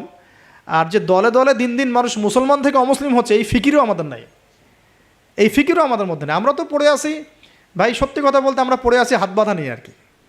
হাত বাঁধবো কোথায়? পায়ে পা কি কেমন করে লাগবো, কেনি আঙ্গুল নাকি গোড়ায় গোড়া? মানে আমাদের চিন্তা ভাবনাগুলো অনেক বিশাল, আমরা একদম মানে ওয়ার্ল্ড নিয়ে চিন্তা করতেছি। হ্যাঁ, আমরা চিন্তা করতেছি একদম ইসলামিক রেভলিউশন, খিলাফা, এই সেই, অথচ বাস্তবিক অর্থে আমাদের চিন্তা কোন জায়গায়? কেনি আঙ্গুলে না গোড়ায়? আপনি হাতটা উঠাবেন না, আপনি বাঁধলেন কোথায়? অনেকের অ্যাটিটিউড এতটাই এগ্রেসিভ যে মনে হয় যে হাত নিচ থেকে উপরে আসা মানে হচ্ছে অমুসলিম থেকে মুসলমান হয়েছে। আগে অমুসলিম ছিল, ভাবটা এমন যে আগে মুসলমান ছিলাম না ভাই, আগে দিন কিছুই বুঝতাম না, এখন আমি একদম পরিপূর্ণ সহিতে আসছি। তার মানে আগে আপনি সহিতে ছিলেন না। তো যারা এখন যে কোনো একটা মাযহাব ফলো করে, যেমন হাম্বলি মাযহাব ফলো করে মিডল ইস্টের মানুষরা, তারা বেশিরভাগই হাম্বলি মাযহাব ফলো করে। মালাকি মাযহাব ফলো করে দেখেন আফ্রিকান কন্টিনেন্টের মানুষরা। ইন্দোনেশিয়ার ওদিকে যাবেন, মালয়েশিয়া, ওখানে দেখবেন শাফঈ মাযহাব প্রচুর। এই সাবকন্টিনেন্টের মধ্যে হানাফি মাযহাবের প্রচলনটা বেশি। তার মানে কি এরা কেউই হকের উপর নাই? এই থটসটা আমরা কোথায় পেলাম? হ্যাঁ, এমন হতে পারে যে কিছু কিছু কাজ বা আমল মাযহাবের নামে চলছে, যেটা হয়তো কোরআন সুন্নাহ সমর্থন করছে না, সেক্ষেত্রে আমরা ওটা সংশোধন করবো, অবশ্যই করবো, কেন করবো না? তো আমরা আমাদের দৃষ্টিভঙ্গিটা একটু বড় করি, এইটাই ইসলাম নয়। এখান থেকে এখানে আসলাম মানে ইসলাম একদম আমার পরিপূর্ণ ঢুকে গেছে, বিষয়টা এমন নয়। আমাদের বড় চিন্তা করতে হবে। তাওহীদ, দিন দিন তাওহীদ বাংলার মাটি থেকে মানুষ শুষে নিচ্ছে। তাওহীদ তো শুষে নেওয়া হচ্ছে অনেক আগ থেকেই, তাওহীদ তো পানির মতো শুষে নেওয়া হচ্ছে অনেক আগ থেকেই। ব্যক্তিগত জীবনে হয়তো আমি সুন্নতের আমল করছি, ব্যক্তিগত জীবনে আমি তাসবিহ তাহলিল করছি, জিকির আজগার করছি, তাহাজ্জুদ পড়ছি, সত্যিকার অর্থে কি এটাই ইসলাম? ইসলাম বলতে এতটুকুই বোঝায়? তো এই জিনিসগুলো আমাদের একটু বড় করে ভাবা উচিত। আর ইখতিলাফি মাসআলাগুলোকে নিয়ে এত বেশি আর আল্লাহর রাস্তায় ঝগড়া করেন না। অলরেডি মসজিদ ভাগ হতে হতে হতে হতে আমরা মানে এমন একটা সময় ছিল যখন সবাই বলতো যে এইগুলা বাতিল, এইটাই হক। নাম বলছি না আমি, XYZ এগুলো বাতিল, এইটা হচ্ছে হক। তো পরে দেখা গেলো হকের মধ্যে হক, হক ক, হক খ, হক গ, হক ঘ, এগুলো শুরু হয়েছে এখন। আর আপনি কোথায় যাবেন?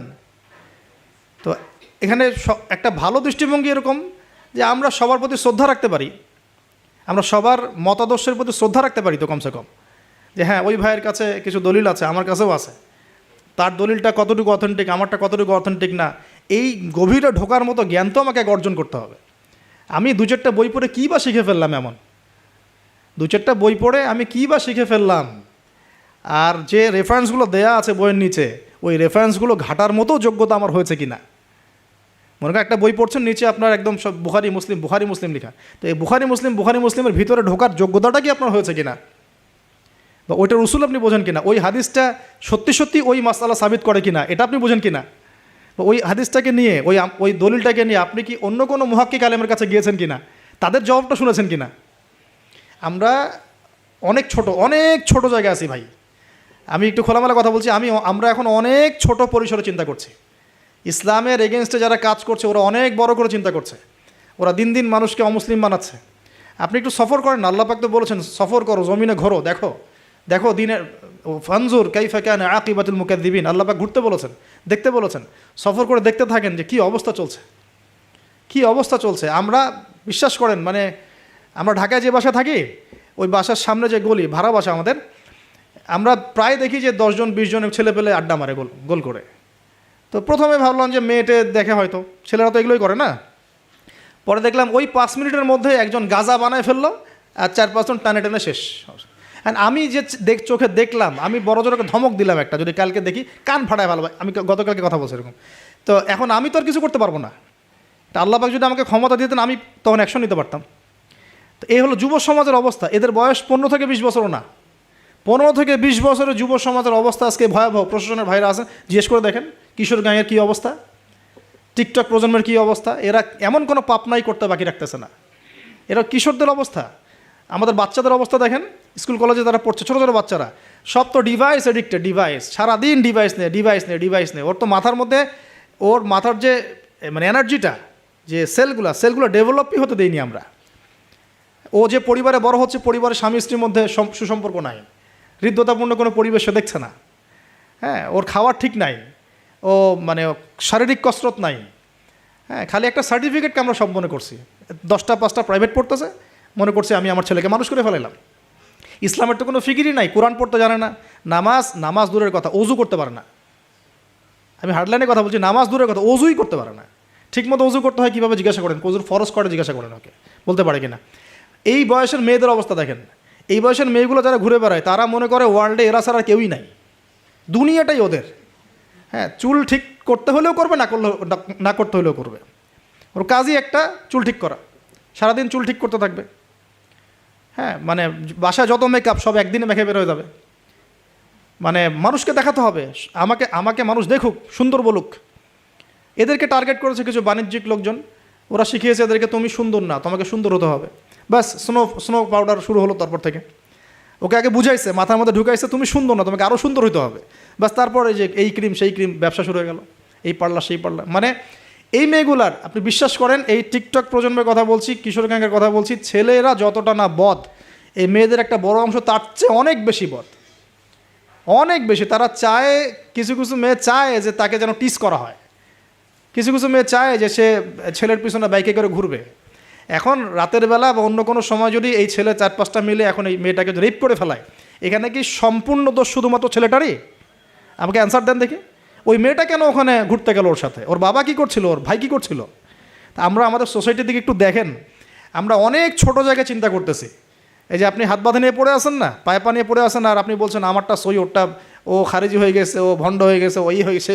এগুলা খুবই কনজাস্টেড চিন্তা। আপনার চিন্তাটা অনেক ছোট লেভেলের। আপনি যখন ওয়ার্ল্ডকে চিনতে শিখবেন, অর্থনীতি বুঝতে শিখবেন, ওয়ার্ল্ডের ফেতনাগুলো রিকগনাইজ করতে শিখবেন, আপনি নিজেকে লজ্জা পাবেন যে আমি কী বলে আসছিলাম এতদিন।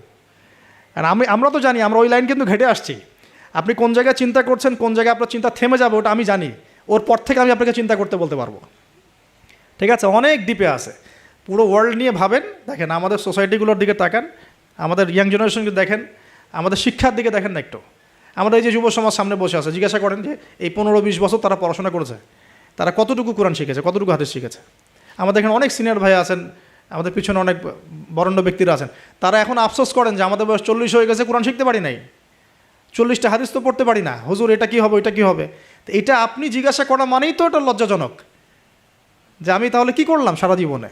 তাহলে শিক্ষা ব্যবস্থার মধ্যে কোথায় সংস্কার দরকার আমাদেরকে ভাবতে হবে এগুলো, বা আমাদের যারা কর্তৃপক্ষ আছেন তাদেরকে বোঝাতে হবে জিনিসগুলো। অর্থনীতি নিয়ে কী বলবো, এটা নিয়ে বলার তো কিছুই নাই, সব জায়গায় সুদ আর সুদ।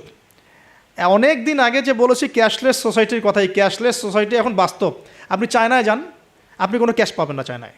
চায়নাতে কোনো ক্যাশই নাই, আপনাকে সব ডিজিটাল মানিতে লেনদেন এক্সচেঞ্জ করতে হবে। পুরো ক্যাশলেস সোসাইটি একটা, এবং এর চার্জের ফলে মিনিটেই মানুষ কোটিপতি হয়ে যাচ্ছে। মিনিটের মধ্যে মানুষ কোটিপতি, জাস্ট চার্জ কাটতে কাটতে কাটতে কাটতে কোটিপতি হয়ে গেছে। ইলেকট্রনিক মানি তো আসছেই, যখন ক্রিপ্টোকারেন্সির যুগ চলে আসবে তখন দেখবেন যে কী অবস্থাটা হয়। তা আমাদের ইকোনমিক্স সেকশনের এই মানে কি বলবো, যে আধুনিকায়নই বলেন অথবা আধুনিকায়নের শুরুতে সমস্যাগুলো, এগুলো ফাইন্ড আউট করার মতো আলেম ওলামারও ঘাটতি আছে। যখন সমাজে ক্লাসিক্যাল ট্র্যাকের বাইরে কেউ কথা বলে তখন হাসে, হ্যাঁ হাসে যে কী বলতেছে এগুলা, গোল্ড কয়েন, দিনার দিরহাম, এগুলো আবার কী বলে। অথচ দিনার দিরহামের কথা রাসূল সাল্লাল্লাহু আলাইহি ওয়াসাল্লামের সময় থেকে আসে। কতদিন বোঝানোর চেষ্টা করলাম, হ্যাঁ কতদিন যে বোঝানোর চেষ্টা করলাম যে ভাই 10 লাখ টাকা বাসায় রেখে দেন, দেখেন টাকার মান কমে না বাড়ে।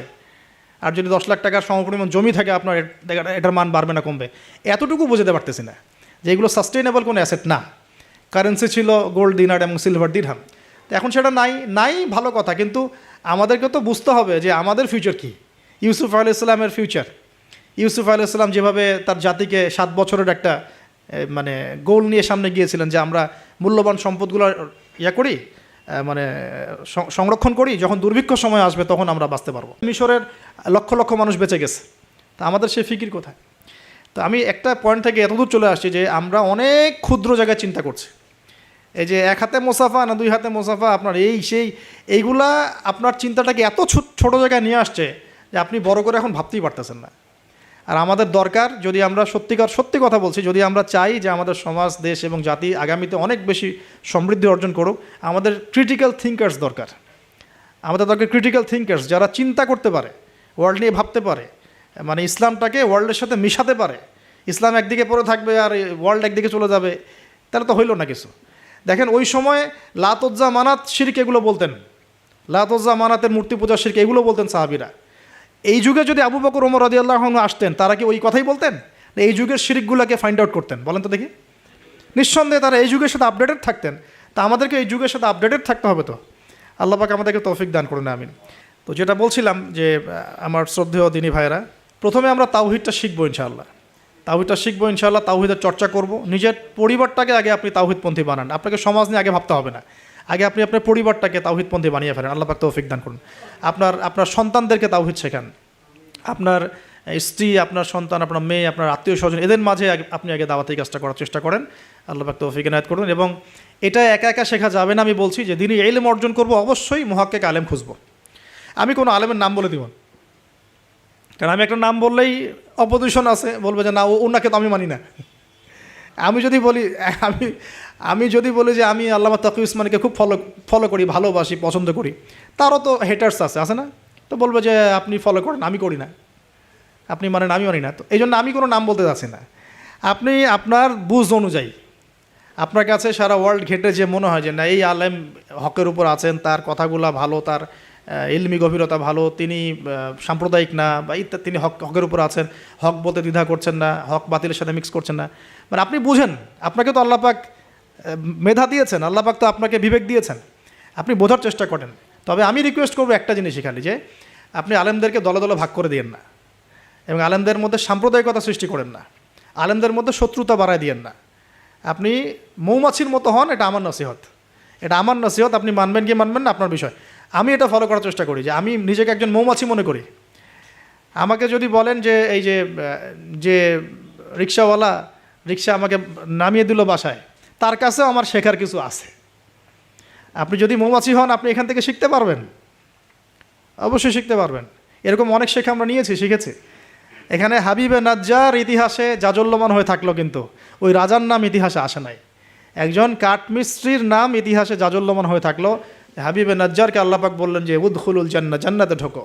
সে বলছে ইয়া লাইতা কওমি ইয়ালামুন, হায় আমার কওম যদি জানতো জান্নাত কত সুন্দর জায়গা। অতএব প্রিয় ভাইয়েরা, মৌমাছি হয়ে যান, যেখানে হক পাবেন, ভালো ভালো দিনই ইলম পাবেন, আপনি সেটা নেওয়ার চেষ্টা করেন। পরে আস্তে আস্তে যখন আপনার ম্যাচুরিটি বাড়তে থাকবে, আপনি বুঝবেন যে আসলে কোনটা হকের সবচেয়ে বেশি কাছাকাছি। আপনি ধরেন মেডিকেল সায়েন্স পড়েছেন, ইঞ্জিনিয়ারিং পড়েছেন, এখন আপনি বোঝেন না যে ক্লাস 8, 9, 10-এ কোন জায়গায় গ্যাপ ছিল? বুঝতে পারি না আমরা? এভাবে আস্তে আস্তে গ্র্যাজুয়ালি আপনি যেতে থাকেন, এক পর্যায়ে আল্লাহই আপনাকে সেই এলেম, প্রজ্ঞা, হিকমা দিবে, আপনি চূড়ান্ত লেভেলে বুঝতে পারবেন যে হ্যাঁ এইটা ঠিক আছে, এখানে থাকলে কোনো সমস্যা নেই অ্যাটলিস্ট। আর বাংলাদেশে যত হকপন্থী ওলামায়ে কেরাম আছেন, হোক সালাফি ঘরানার বা হানাফি ঘরানার বা ইত্যাদি, হক সবার মধ্যেই আছে। তবে কিছু কিছু ব্যক্তি আছে, উভয় ঘরানারই কথা বলছি, কিছু কিছু ব্যক্তি যারা আমানতের সাথে খেয়ানত করছেন। তো ওই জিনিসটা বুঝতে হলে আপনাকে ওই লেভেলে যেতে হবে। আপাতত আপনি সব ওলামায়ে কেরামকে শ্রদ্ধা রাখেন, শ্রদ্ধা রেখে আপনি ইলম অর্জনের চেষ্টা করেন, যেটা আপনার কাছে পাচ্ছেন, আপনি আপনার শহরে পাচ্ছেন, আপনার কাছাকাছি পাচ্ছেন। আর একটা রিকোয়েস্ট করবো যে অনলাইনে আহলুল ফেসবুক ওয়াল ইউটিউব হয়ে যাবেন না। তো ফেসবুক ইউটিউব দেখে দিন শেখা যাবে না। ফেসবুক ইউটিউব দেখে আমরা মাঝে মাঝে কিছু তথ্য নিতে পারি, কিন্তু এই জগৎটা ইহুদি খ্রিস্টান দ্বারা নিয়ন্ত্রিত এবং একটা ফেতনার জগৎ। এখানে জিবরাইল আলাইহিস সালামকে চুবায় দেন, মানুষ তাকেও গালি দেওয়া শুরু করবে। হ্যাঁ, এখানে যে কোনো নবীকে নিয়ে আসেন, মানুষ তাকেও গালি দেওয়া শুরু করবে। এটা যে এত জঘন্য একটা জায়গা, এখানে কাউকে আর ভালো মানুষ রাখে নাই কেউ। যে কোনো আলেমের নাম বলেন, আমি তার ব্যাপারে 10টা খারাপ বের করে দিতে পারবো, আর আমার ব্যাপারে 11টা পারবো আর কি। ঠিক আছে, যে কোনো মানুষের কথা বলেন, কাউকে ভালো রাখে নাই। তো এইখান থেকে এলেম নেবেন না, এখান থেকে আপনি হয়তো কিছু তথ্য পাবেন, আবার তো সব তথ্য কিন্তু সঠিক না। এখানে রাতকে দিন বানানো যায়, দিনকে রাত বানানো যায়, ঠিক আছে। তো আপনি আলেমের দ্বারস্থ হবেন, তার কাছে যাবেন, সিলেবাস বলবেন যে আমি এই লেভেলে পড়েছি, আমার আমার জেনারেল লাইনে এই পর্যন্ত পড়া হয়েছে, আমি এখন এই পড়াশোনা করছি, আমাকে একটা আমার মতো করে সিলেবাস গড়ে দেন। দেখবেন আলেমরা কিন্তু একটা সিলেবাস আপনাকে আপনার লেভেলে করে দিবে আর কি। আমার লেভেলের সিলেবাস আপনার সিলেবাস এক হবে না, কিন্তু আমার লেভেলে যে সিলেবাস, আমাকে যে সিলেবাস করে দেওয়া হচ্ছে সেটা কিন্তু আপনার মতো হবে না, আপনারটা আমার মতো হবে না। আপনাকে আমি যদি বলি, আপনাকে প্রথমে দেওয়া হবে কোরআন তেলাওয়াত শেখার ব্যাপার, নুরানি শিখবেন আপনি আগে, তারপর নাজেরা শিখবেন, তারপর আপনি হিপসে কিছু অংশ হিপস করবেন, তারপরে আরবি, যে এসো আরবি শিখি টাইপের বইগুলো আছে, এসো সরফ শিখি, এসো নাহু শিখি, এগুলো শিখবেন, ক্লাসিক্যাল অ্যারাবিক ল্যাঙ্গুয়েজ শিখবেন, তারপরে আপনি এবারত পড়ার যোগ্যতা অর্জন করবেন, দেন আপনি আস্তে আস্তে হাদিসের কিতাবগুলো মোতালা করবেন, এইভাবে যাবেন, সিরাত পড়বেন। কিন্তু সবার সিলেবাস তো একরকম হবে না। এই সিলেবাস ভিত্তিক পড়াশোনা না করলে বিক্ষিপ্ত পড়াশোনা, আজকে এই বই, কালকে ওই বই, কালকে এই, কালকে সেই, একদম মাথাটা ম্যাসাকাট হয়ে যাবে। এই বিক্ষিপ্ত মাথা দিয়ে আপনি না কিছু চিন্তা করতে পারবেন, না সত্য মিথ্যা বুঝতে পারবেন। তখন আপনার মাথাটাকে যে কোনো দিকে নিয়ে যাওয়া সম্ভব। আমার মাথা এত সহজে যে কোনো দিকে নেওয়া সম্ভব হবে না ইনশাআল্লাহ, বিকজ আমি এগুলো সব ঘাটাঘাটি করেছি। এমন একটা কথা বললেই আমি ফট করে গ্রহণ করবো না, কিন্তু আমি কিন্তু বিষয়টাকে অনেক গভীরে গিয়ে যাচাই বাছাই করে তারপর সিদ্ধান্তে আসার চেষ্টা করব। কিন্তু যারা বিক্ষিপ্ত মানসিকতার, যে কোনো দিকে নেবেন, বাতাস ওই দিকে দৌড়ানো শুরু করবে আর কি। এবং বাংলাদেশে যে চরমপন্থার যে একটা ব্যাপার আছে না, চরমপন্থী একটা আকীদার ব্যাপার আছে, এইটা এই বিক্ষিপ্ত মানসিকতারই ফলশ্রুতিতে হয়েছে। তারা যদি কনস্ট্রাকটিভ সিলেবাসে পড়াশোনা করতো না, তাদের মানসিকতা এমন হতো না, কিন্তু উগ্র হতো না। তারা বুঝতো, সমাজ বুঝতো, রাষ্ট্র বুঝতো, বিশ্ব বুঝতো, ওইভাবে তারা ইসলামকে নিয়ে যাওয়ার চেষ্টা করতো। আল্লাহ পাক আমাদের সবাইকে এই বুঝগুলো অর্জন করার তৌফিক দান করুন। আমি আসলে অল্প সময়ে অনেক বেশি কথা বলতে চাই, হয়তো একটু এলোমেলো করে ফেলছি। তো তাওহীদের চর্চা, পরিবার, সমাজ, আস্তে আস্তে আত্মীয়দের মধ্যে, এবং দ্বীনি ইলম অর্জন, ওলামায়ে কেরামের সোহবত, এই কথাগুলো বেসিক কথা। এর পাশাপাশি আমরা বলবো যে দেখুন, এই প্রত্যেক যুগে যুগে আন্তাকিয়াবাসীর যে অবস্থা ছিল, প্রত্যেক যুগে যুগেও কিন্তু তাওহীদ আর শিরকের কনফ্লিক্ট এমনই ছিল। আপনি আবু জেহেলের যুগ বলেন, আবু লাহাবের যুগ বলেন, ওতবা সাহেবার যুগ বলেন, ফেরাউন নমরুদের যুগ বলেন, সেম হিস্ট্রি। এখন আমাদের ওয়ার্ল্ড অ্যাফেয়ার্সও সেম, আমাদের ওয়ার্ল্ডেও এইভাবেই চলছে। এখানে শিরক আছে, এখানে কুফর আছে, আমাদের ওয়ার্ল্ডে সুদ আছে, আমাদের ওয়ার্ল্ডে জিনা আছে, আমাদের ওয়ার্ল্ডে পর্নোগ্রাফি আছে। যত পাপ আছে পৃথিবীতে, এই সমস্ত পাপের গ্লোবালাইজেশন হয়েছে এই ওয়ার্ল্ডে। আমরা একটা ভয়ঙ্কর বিশ্বে বাস করি। আমাদের মতো ভয়ঙ্কর বিশ্বে মনে হয় যে ওই আবু জেহেলরাও থাকে নাই। বিশ্বাস করেন না এটা? আবু জেহেলের যুগে শিরক ছিল, এটা গ্লোবালাইজেশন ছিল না। আবু জেহেলের যুগে রিবা ছিল, কিন্তু ওটার গ্লোবালাইজেশন ছিল না, এত র্যাপিডলি মানে ফেতনা ছড়িয়ে পড়তো না। আমরা সবচেয়ে ফেতনাময় পরিবেশে বসবাস করছি। সামনে আরও ফেতনা আসবে, তারপর আরও, তারপর হয়তো বা আল্লাহ পাক কোনো একটা কিছু আনবেন ইনশাআল্লাহ তাআলা, কারণ রাতের পরে দিন আসবে, এটাই স্বাভাবিক। তো এখন এই ফিতনাগুলো পরিবেশে আমাদের কিভাবে আমরা চলবো? তাহলে ফার্স্ট অফ অল আমাদের ইলম অর্জন এক নাম্বার। তারপরে আমি বলবো যে আমাদের ইলম অনুযায়ী বেশি বেশি আমল দরকার, অনেক বেশি আমল দরকার, এবং অনেক বেশি আলেমদের সাথে সোহবত দরকার। এই সোহবতে আমাকে দিন শেখাবে, আমল উৎসাহিত করবে। একা একা না থাকা, কিছু দিনই ভাই মিলে অ্যাটলিস্ট একটা অ্যাসোসিয়েশন বা ফাউন্ডেশন বা কিছু একটা সোশ্যাল কোনো ওয়ার্ক, মানে এরকম কিছু নন পলিটিক্যাল, নন প্রফিটেবল, এগুলোর মধ্যে থাকা, তাহলে আপনি মানে একে অপরের সাথে মোজাকারা করে চলতে পারবেন। বা এগুলো করতে না পারলেও যে কোনো একটা বৃহত্তর জামা, যেমন যেটা ক্লাসিক্যাল ট্রেন্ড আছে, কেউ কওমির মধ্যে আছেন, কেউ তাবলিগে আছেন, কেউ সালাফিজমে আছেন, মানে একটা ঘরানা ফলো করে চলা, তাহলে আপনার কিছু দিনী ভাইয়ের সাথে আপনি মানে মিলেমিশে থাকতে পারবেন, আপনাকে ইসলাম সংশোধন করতে পারবে একজন আরেকজনের। আর এখানে বিভক্তি না বাড়ানো, ঐক্যবদ্ধ থাকতে গিয়ে আবার বিভক্ত বানায় দল ক্রিয়েট না করে ফেলা। মনে করেন আমরা একটা ফাউন্ডেশন করলাম, এই ফাউন্ডেশনটাকে একটা দল মনে করা, না মনে করা যে আমি আমারটাই সত্য মিথ্যা চূড়ান্ত মানদণ্ড, এরকম মনে না করা, বরং আপনাকে সবার সাথে মিউচুয়াল করে চলার চেষ্টা করতে হবে। মানে হকপন্থীদের কথা বলছি, হকপন্থীদের সাথে মিউচুয়াল করে চলার চেষ্টা করতে হবে। তো না হলে ওইটা আবার আরেকটা ফেরকা হয়ে যাবে আর কি। আপনি হক প্রতিষ্ঠা করতে গিয়ে নতুন একটা ফেরকার জন্ম দিয়ে ফেলেন না, যেটা হয়েছে বাংলাদেশে হক প্রতিষ্ঠা করতে গিয়ে মানুষ বহু ফেরকার জন্ম দিয়ে ফেলছে আর কি। এমন যে বললাম না, হক ক, হক খ, হক গ, হক ঘ, কেউ কারোর সাথে কারো আবার মিল নাই। কয়ের আমির একজন, খয়ের আমির একজন, গয়ের একজন, ঘয়ের একজন। তো এইরকম হজবরল একটা হসপস অবস্থা হলো তো সমস্যা। তো একসাথে থাকবো। শোনেন, এই কথাটা খুব ভালো করে শোনেন, আব্দুল মালিক সাহেবের বই থেকে কথাটা বলছি, আমি অনেক শ্রদ্ধা করি। মতানৈক্য থাকবে, তার উপর ঐক্য হবে। মতানৈক্য আছে, ওই ভাই আমার ধরেন যে বাবরি চুল পছন্দ করে, আমি করি না। ওই ভাই মনে করেন যে কি বলবো, রফিল আদান করে, আমি করি না। ওই ভাই মনে করেন যে কি বলবো, যে হ্যাঁ জোরে আমিন বলে, আমি আসতে বলি। মতানৈক্য তার সাথে আমার আছে, কিন্তু তারপরেও আমাকে একসাথে থাকতে হবে।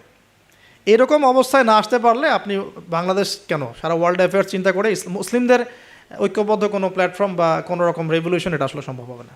বরং এই সুযোগগুলো কাজে লাগায় অমুসলিম যারা আছে, ইসলামের শত্রু যারা আছে, এরা আপনাকে আরও ডিভাইড অ্যান্ড রুল নিতে থাকবে।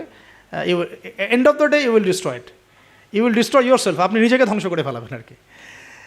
আর এরপরে আমাদের এখনকার করণীয় হচ্ছে ফিতনাগুলো রিকগনাইজ করা, আগে ফিতনাগুলো চিহ্নিত করতে শেখা যায়, কোন কোন জায়গায় কোন কোন ফিতনা আছে, তারপরে সেখান থেকে বাঁচার পদ্ধতিগুলো গ্রহণ করা। আর একটা কথা বারবার জোর দিয়ে বলছি আমি, ইলম অর্জনের কোনো বিকল্প নাই, প্রচুর পড়াশোনা করতে হবে। আল্লাহ পাক আমাদের সবাইকে প্রচুর পড়াশোনা করার তৌফিক দান করুন। মনে করেন এখন থেকে নিয়াত করেন যে ইনশাআল্লাহ আগামী 10 বছর আমরা ডানে বামে এত না দেখে পড়াশোনাই করতে থাকবো ইনশাআল্লাহ। খালি পড়াশোনা করতে থাকেন। আপনাকে এখন রাষ্ট্রের দায়িত্ব নেওয়ার দরকার নেই আপনার। আপনি পড়াশোনা করেন, দিনই ইলম অর্জন করেন, প্রচুর পড়াশোনা করেন, করে আপনি ডিনামাইট হন ভিতর থেকে, ঠিক আছে? ইনশাআল্লাহ আপনার আমার যদি যোগ্যতা থাকে, আল্লাহ যদি আমাদের মধ্যে কবুল মানে ইসলাহ দেখেন, সংশোধন দেখেন, মানে খালেস নিয়াত দেখেন, হ্যাঁ খুলুসিয়াত দেখেন, আল্লাহ পাক চাইলে আপনাকে অন্ধকার থেকে তুলে রাষ্ট্রের নেতা বানাইতে পারেন না? ওই যে জেলখানার কূপ থেকে তুলে ইউসুফ আলাইহিস সালামকে রাষ্ট্রের দায়িত্ব দেওয়া হয় নাই? এই দায়িত্ব কে দিয়েছে? আল্লাহ পাক দিয়েছে। তো এটার যোগ্যতা, পড়াশোনা করুন, প্রচুর ইলম অর্জন করার চেষ্টা করি। আল্লাহ পাক তৌফিক এনায়েত করুন, আমিন। এর সাথে আমলটা বাড়াই, ওলামা কেরামের সোহবত এবং তাসকিয়া মানে আত্মশুদ্ধি। ডেইলি আমরা যে কাজগুলো করি এর মধ্যে দোয়া থাকবে, জিকির থাকবে, হ্যাঁ তাসবিহ তাহলিল থাকবে, কোরআন তেলাওয়াত থাকবে। কোরআন তেলাওয়াত মিস দিয়ে না, প্রত্যেক দিন কমপক্ষে 1 ঘন্টা কোরআন তেলাওয়াত করেন, বা 1 ঘন্টা না পারে 1 পারা কোরআন তেলাওয়াত করেন। 1 পারা টার্গেট নেন যে আমি পার ডে 1 পারা করে কোরআন তেলাওয়াত করব।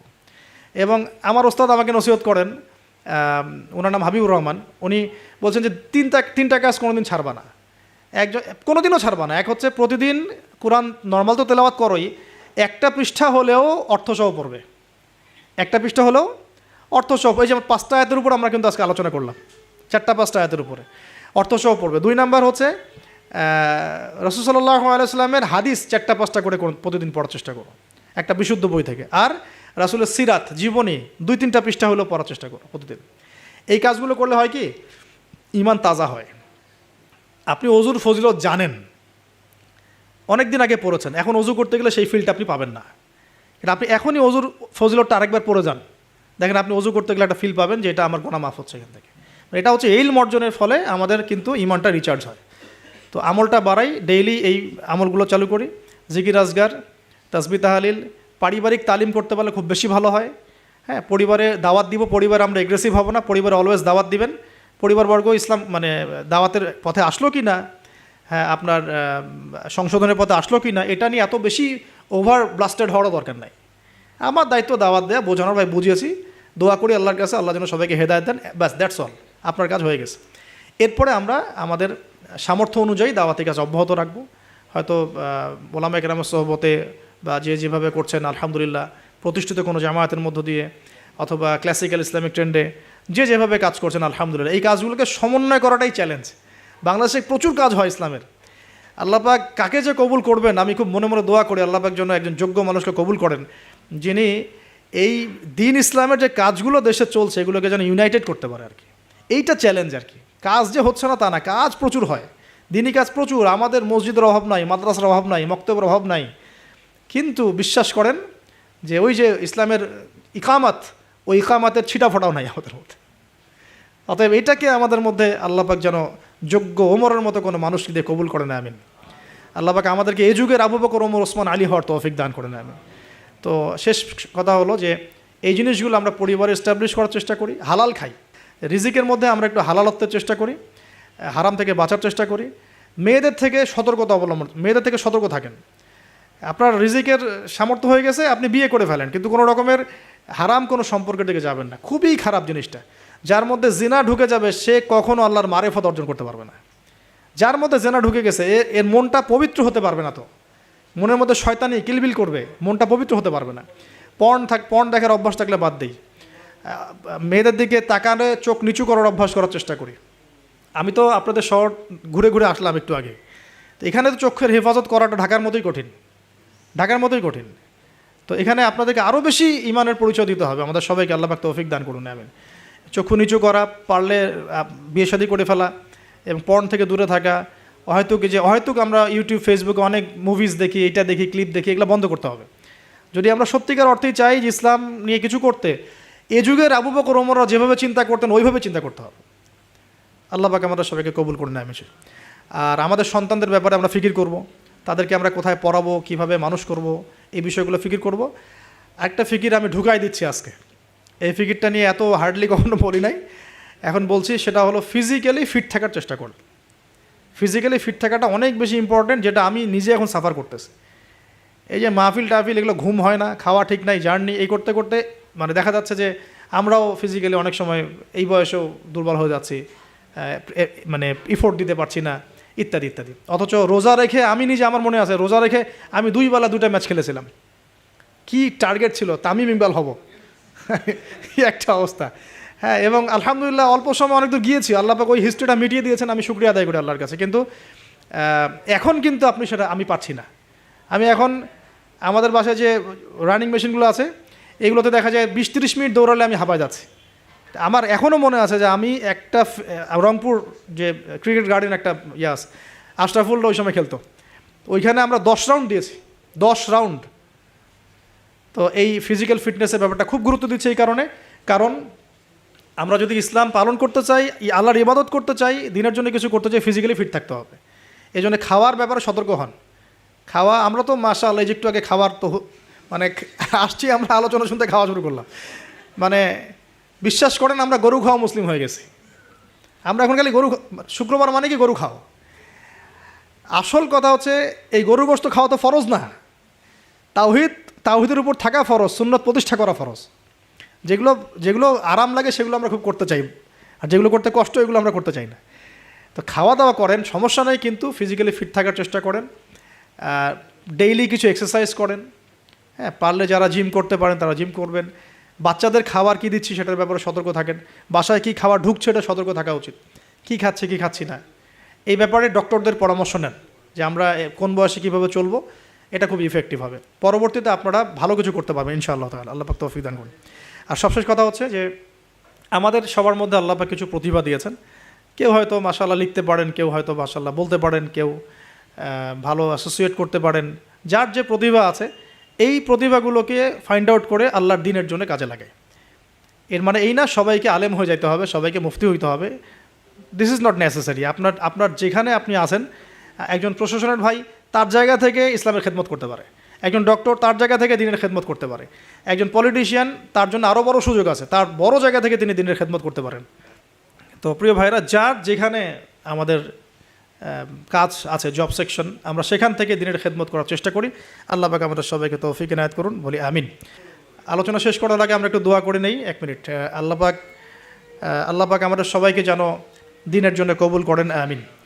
আমরা আল্লাহ পাকের তাওহীদের ওসিলায় দোয়া করি, আল্লাহ রাব্বুল আলামিন আমাদের সবাইকে সুস্থ রাখুন, আমাদের সবাইকে যেন আল্লাহ পাক নিরাপদে রাখেন। আল্লাহ পাক আমাদের সবাইকে হালাল খাওয়ার তৌফিক দান করেন। আল্লাহ পাক আমাদের সবাইকে যেন দ্বীনের ইলম অর্জন করার তৌফিক দান করেন।